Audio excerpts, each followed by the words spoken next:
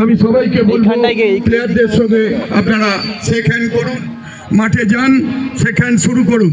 সোনালি এগিয়ে যাও, সোনালি দিয়ে শুরু করো, আমি আসছি। চলো সবাই, রোহিত ব্যাগটা রাখো, রতন যাও,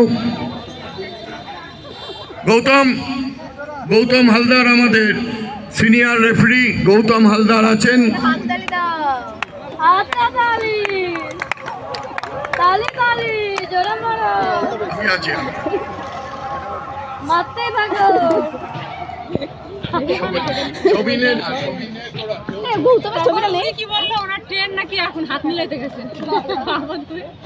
আমি তো দেখছি